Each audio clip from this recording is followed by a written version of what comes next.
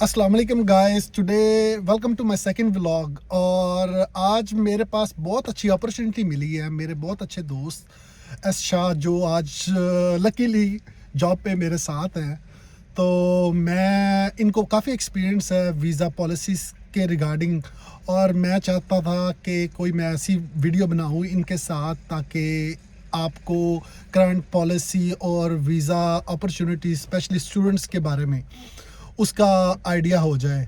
और मैं आपको इनके साथ बात करवाता हूँ।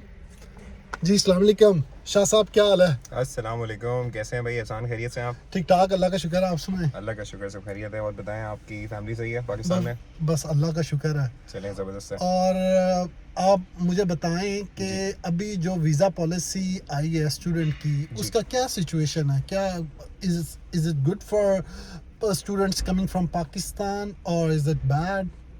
देखिए, आपका सवाल जो है काफ़ी डाइवर्स है, बहुत लंबा है। इसको कट शॉर्ट करके ब्रीफली बात करते हैं इस बारे में।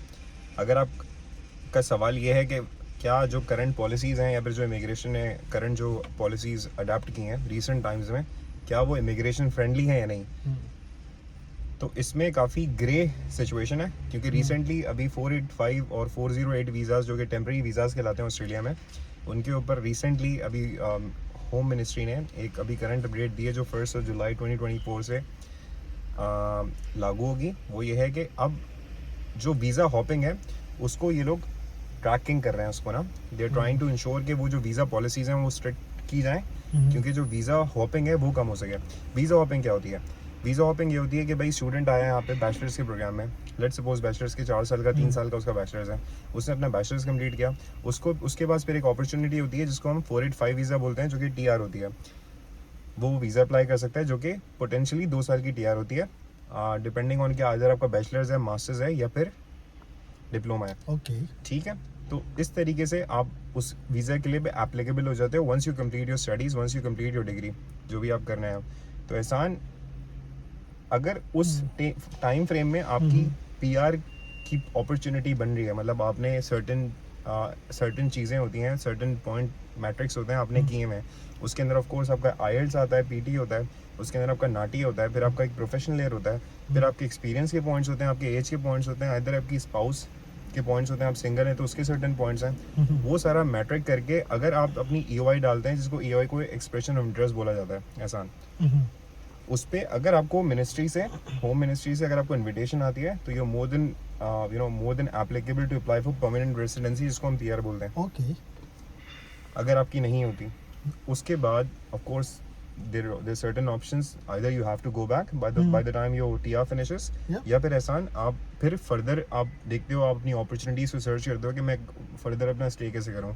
उस कंडीशन में व्हाट दे डू स्टूडेंट्स, वो फिर अपनी किसी स्टूडेंट में अप्लाई करते हैं वापस से। लेट्स सपोज उन्होंने बैचलर्स कर लिया आईटी के अंदर, टीआर ख़त्म होने वाली है, इनविटेशन नहीं आई है, तो वो मास्टर्स के लिए अप्लाई करेंगे या फिर कोई और ट्रेड कोर्सेज में अप्लाई करने की कोशिश करेंगे। जैसे कि आपके पास यहाँ पे पता है शेफ़ की बहुत अपॉर्चुनिटीज़ हैं, यहाँ पे ऑटोमोटिव की अपॉर्चुनिटीज़ हैं, यहाँ पे इलेक्ट्रिशियन डिप्लोमा की अपॉर्चुनिटीज़ हैं। उस तरीके से प्रॉब्लम कहाँ पे है? प्रॉब्लम अगेन, इसको होम मिनिस्ट्री ट्रैक कर रही है, और अब वो 1 जुलाई 2024 से उन्होंने ये they made it very clear कि वीज़ा हॉपिंग ख़त्म कर रहे हैं। तो you students will not be able to apply once they complete their 485। तो यू पोटेंशियली हैव 2 years।